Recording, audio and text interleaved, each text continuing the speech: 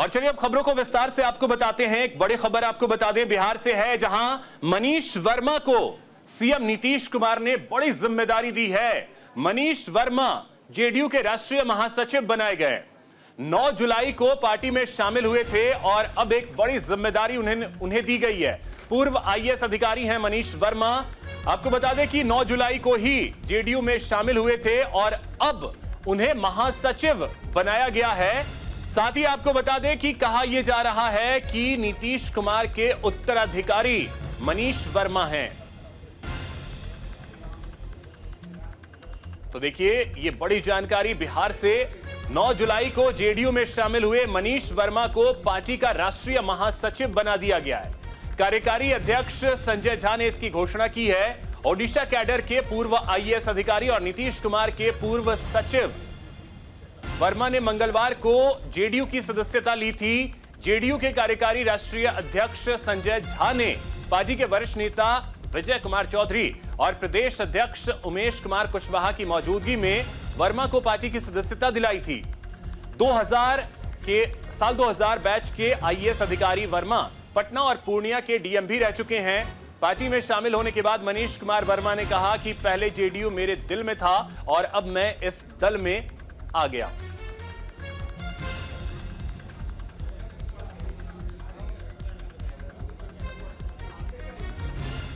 चलिए एक बड़ी खबर आपको बता दें, अर्थशास्त्रियों के साथ पीएम मोदी लगातार बैठक कर रहे हैं। आपको बता दें कि बजट आने वाला है और उस बजट को लेकर के अर्थशास्त्रियों से रायशुमारी कर रहे हैं प्रधानमंत्री नरेंद्र मोदी। वित्त मंत्री निर्मला सीतारमण भी इस बैठक में शामिल हैं। पीएम मोदी के साथ बैठक में कई अर्थशास्त्री, कई खास लोग जो हैं इस बैठक में शामिल हैं। 23 जुलाई को बजट आएगा और उससे पहले लगातार बैठकों का दौर चल रहा है। प्रधानमंत्री नरेंद्र मोदी इस समय बैठक कर रहे हैं।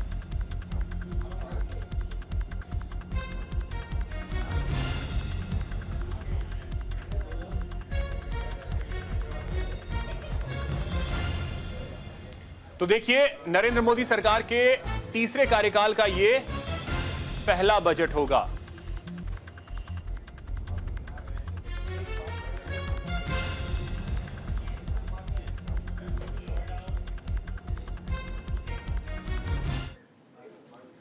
तो देखिए, आपको बता दें, आम बजट आम जनता के लिए हो, यह प्रयास होगा। आर्थिक सुधार को रफ्तार देने की कोशिश होगी तीसरे कार्यकाल में। प्रधानमंत्री नरेंद्र मोदी ने यह कहा भी था कि तीसरे कार्यकाल की अगर बात कर ली जाए तो इससे पहले अभी तक आपने सिर्फ ट्रेलर देखा है, पूरी फिल्म अभी बाकी है।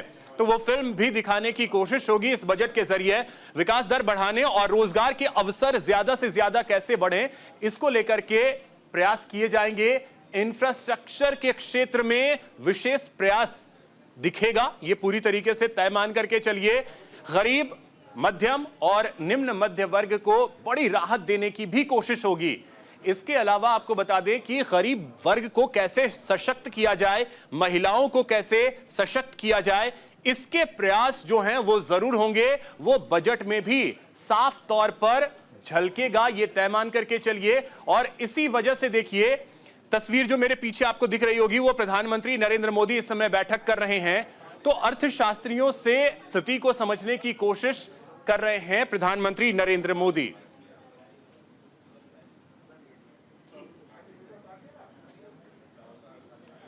एक और बड़ी खबर आपको बता दें, नीट यूजी मामले पर सुनवाई टल गई है। आज होनी थी सुनवाई सुप्रीम कोर्ट में, लेकिन यह सुनवाई फिलहाल टल गई है। अब बुधवार को अगली सुनवाई होगी। सीबीआई ने बंद लिफाफे में अपनी रिपोर्ट जो है वो दाखिल कर दी है। पेपर लीक पर सुप्रीम कोर्ट में रिपोर्ट दाखिल की गई है। स्थानीय स्तर पर पेपर लीक हुआ है, ये भी सूत्र बता रहे हैं कि ऐसा सीबीआई भी मान रही है।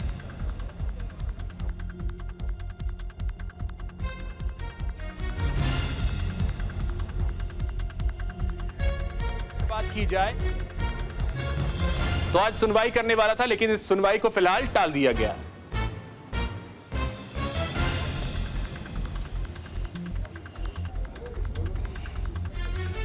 तो नीट यूजी मामले पर सुनवाई फिलहाल टल गई है।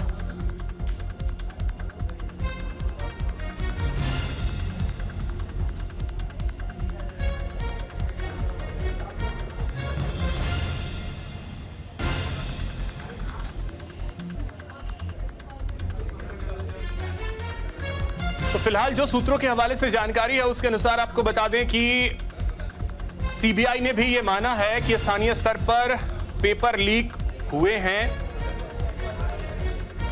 और आज सुनवाई होनी थी, लेकिन ये सुनवाई जो है वो आज टल गई है।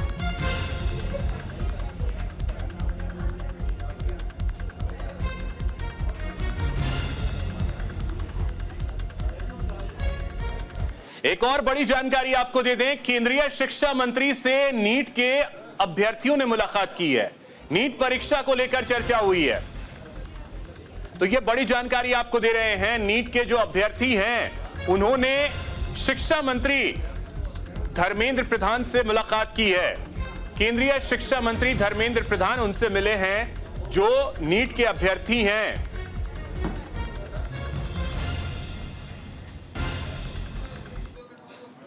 खबर उत्तर प्रदेश से है, जहां पर बाढ़ को लेकर सीएम योगी अब पूरी तरीके से एक्शन मोड में आ गए। बाढ़ प्रभावित क्षेत्रों का उन्होंने दौरा किया है। कल भी उन्होंने हवाई सर्वेक्षण किया था। अब एक बार फिर से आज उन्होंने श्रावस्ती का दौरा किया, वहां लोगों से भी उन्होंने मुलाकात की है। ये देखिए तस्वीर आपको दिखा रहे हैं, श्रावस्ती में हवाई सर्वेक्षण मुख्यमंत्री योगी आदित्यनाथ करते नजर आए। इसके अलावा आपको बता दें कि उत्तर प्रदेश के मुख्यमंत्री योगी आदित्यनाथ ने स्थिति की समीक्षा की है, लोगों से उनका हाल जाना है, साथ ही राहत सामग्री भी वितरित की है।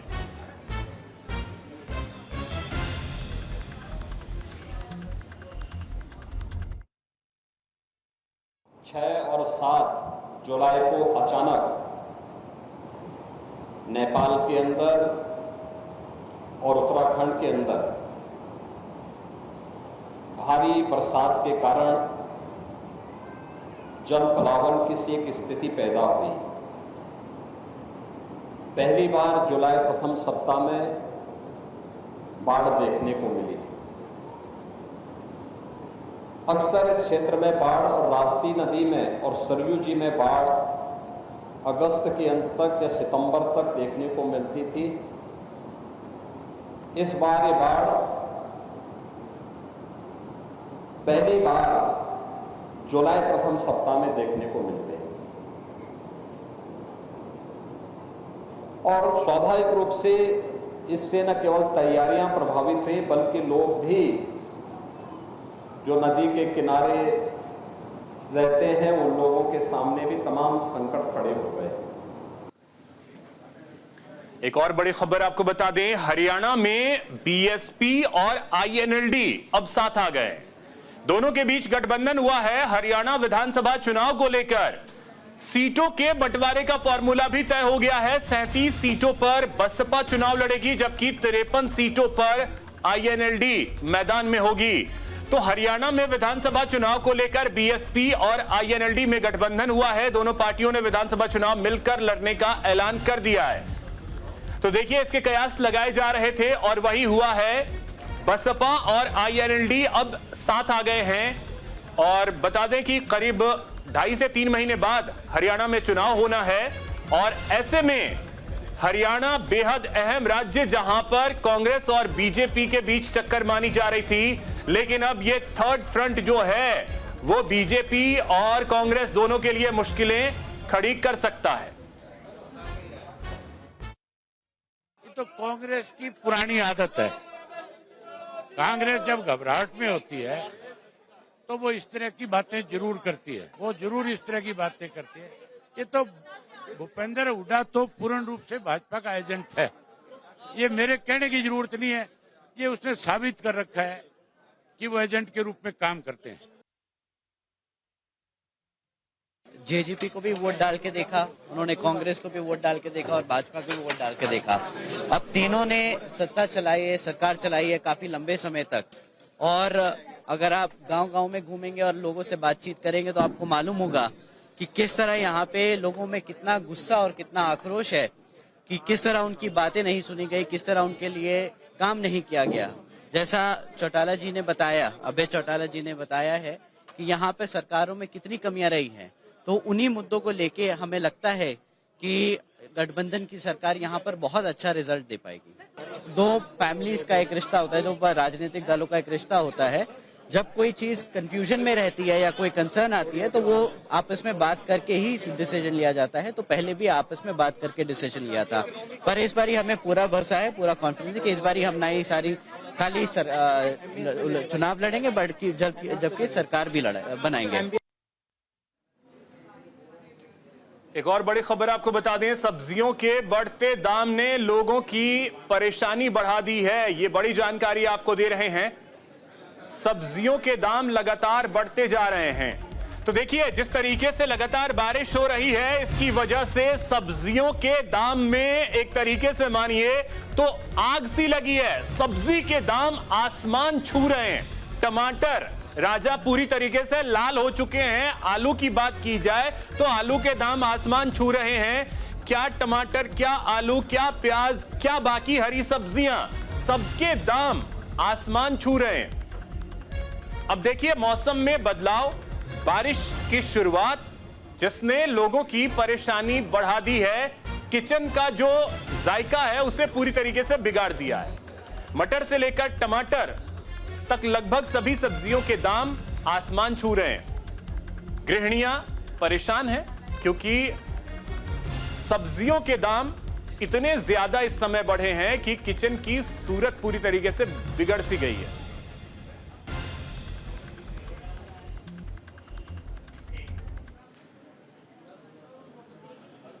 तो देखिए, टमाटर हो, प्याज हो, आलू हो, आप किसी की भी बात कर लें, चाहे वो हरी सब्जी कोई भी हो, भिंडी हो, परवल हो, आप किसी की भी बात करें, सबके दाम इस समय ऐसा लग रहा है कि सेंचुरी मार रही हो। लगभग सभी सब्जियों के दाम शतक को पार कर चुके हैं। 100 के आसपास सब्जियों के दाम हैं। इसके अलावा अगर आप देखें, अदरक या लहसुन की बात कर लें तो वो तो 250 के आंकड़े तक पहुंच गए हैं। तो ये स्थिति फिलहाल देश के लगभग सभी राज्यों में है। खास करके आप उत्तर प्रदेश चले जाएं, दिल्ली चले जाएं, यहां पर आपको सब्जियों के दाम जो हैं वो आसमान छू रहे हैं। बिहार में भी वही हाल है। इसके अलावा आप किसी भी स्टेट में जाएं, आपको इस समय आसमान पर दिखेंगे सब्जी के भाव। अगर फूल गोभी और बंदा गोभी, इन सब्जियों की बात करें तो इनके दाम भी 100 रुपए के आसपास हैं। प्याज के दाम इस समय खून के आंसू लोगों को रुला रहा है। फिर से भिंडी 50 रुपए प्रति किलो के करीब है, और टमाटर जो कि पहले 60 था, फिर 80 और अब 100 के करीब पहुंच गया है। वही हाल आलू का भी है, 40, 50, फिर 60, अभी 70-80 रुपए प्रति किलो बिक रहा है। तो ये हालत है। और पिछले 2-3 दिनों में सब्जियों के दाम सबसे ज्यादा बढ़े हैं। मंडियों में आवक कम हो रही है क्योंकि बारिश की वजह से कई जगहों पर फसलें जो हैं वो खराब भी हो रही हैं, और सब्जी जो है वो मंडियों तक नहीं पहुंच पा रहे हैं, जिसकी वजह से मार्केट तक सब्जियां कम पहुंच रही हैं और दाम आसमान छू रहे हैं। खबर उत्तरी दिल्ली से है, जहां मुनक नहर का बैराज टूटा है। बैराज टूटने से बवाना की जेजे कॉलोनी जलमग्न हो गई है। यह बड़ी जानकारी आपको दे रहे हैं। रिहायशी इलाकों में पानी घुस गया है। उत्तरी दिल्ली की मुनक नहर का बैराज टूटने से बवाना की जेजे कॉलोनी जलमग्न हो गई है। पानी रिहायशी इलाकों में घुस गया है। बैराज टूटने से लोगों को भारी दिक्कतों का सामना करना पड़ रहा है।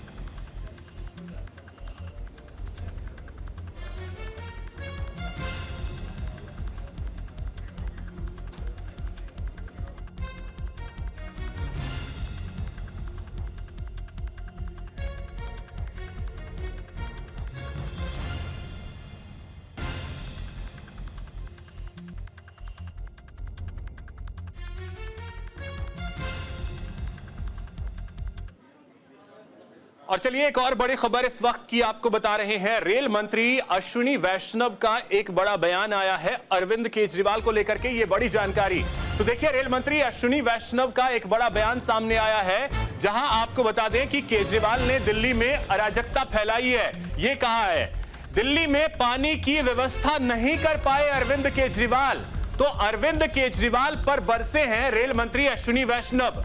शराब घोटाले को लेकर भी उन्होंने हमला बोला है, तो दिल्ली के मुख्यमंत्री पर बरसे हैं देश के रेल मंत्री, और उन्होंने अरविंद केजरीवाल पर यह आरोप लगाया है कि दिल्ली में सही तरीके से पानी नहीं पहुंचा पाए, अराजकता दिल्ली में फैलाई, शराब घोटाले में शामिल रही कांग्रेस को भी उन्होंने निशाने पर लिया है। तो रेल मंत्री अश्विनी वैष्णव ने कई मामलों को लेकर आम आदमी पार्टी और कांग्रेस दोनों को घेरा है।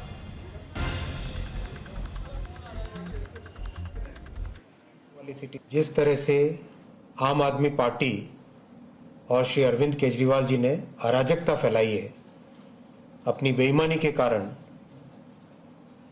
आज दिल्ली का हर निवासी उससे त्रस्त है। कई तरह के बड़े बड़े वादे किए, दिल्ली को साफ करेंगे, कचरे का ढेर बंद कर देंगे, हटा देंगे, कोई भी वादे पे खरे नहीं उतरे। दिल्ली वासियों को पानी की व्यवस्था कर नहीं पाए, शराब के ऊपर उनका फोकस रहा हमेशा।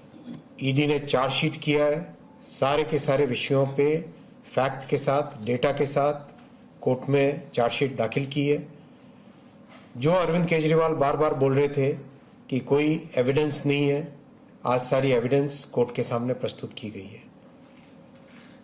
दिल्ली के निवासियों को तय करना है कि दिल्ली को एक वर्ल्ड क्लास सिटी बनाने के लिए, एक अच्छी सुविधाओं वाली सिटी बनाने के लिए, शहर बनाने के लिए, एक जो कैपिटल का जिस तरह की फैसिलिटीज चाहिए, क्या उसके लिए अरविंद केजरीवाल उपयुक्त है?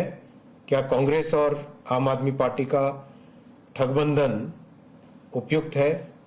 ये हर दिल्ली वासी को सोचना है।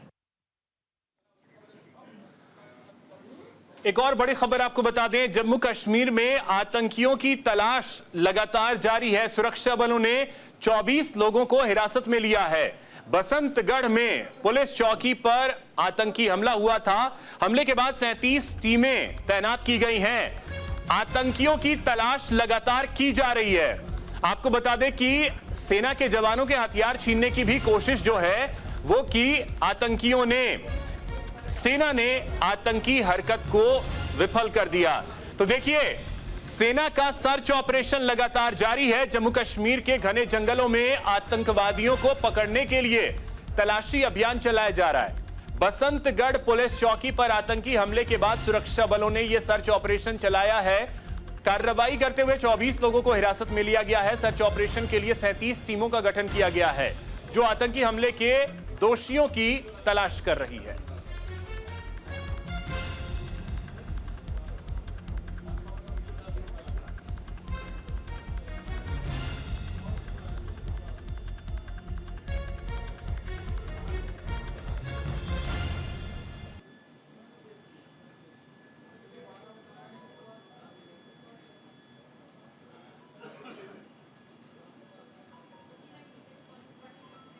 तो देखिए, बसंतगढ़ में पुलिस चौकी पर हमला किया था आतंकियों ने। उसके बाद से लगातार सर्च ऑपरेशन चलाया जा रहा है। करीब 37 टीमों का गठन किया गया है।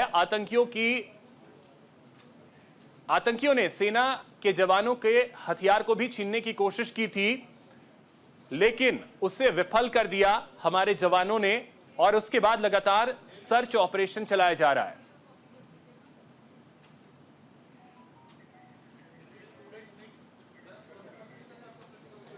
खबर हाथरस के सिकंदरा राव से है, जहां एक बार फिर से बड़ा हादसा सामने आया है। सड़क किनारे खड़े ट्रक से एक बस टकराई है। हादसे में 3 लोगों की मौत हो गई, जबकि 20 लोग इसमें घायल बताए जा रहे हैं। घायलों को अस्पताल में भर्ती करवा दिया गया है, जहां फिलहाल उनका इलाज चल रहा है। ये बड़ी जानकारी। सिकंदरा राव पिछले दिनों ही देश के पटल पर एक बड़े हादसे को लेकर सामने आया था, जहां एक सत्संग के दौरान भगदड़ में 121 लोगों की जान चली गई थी। और अब उसी सिकंदरा राव में एक और बड़ा हादसा सामने आया, जहां पर सड़क हादसे में 3 लोगों की जान चली गई। करीब 20 लोग घायल हुए हैं। घायलों को इलाज के लिए अस्पताल में भर्ती करवाया गया है। फिलहाल यहां रुकेंगे एक ब्रेक के लिए।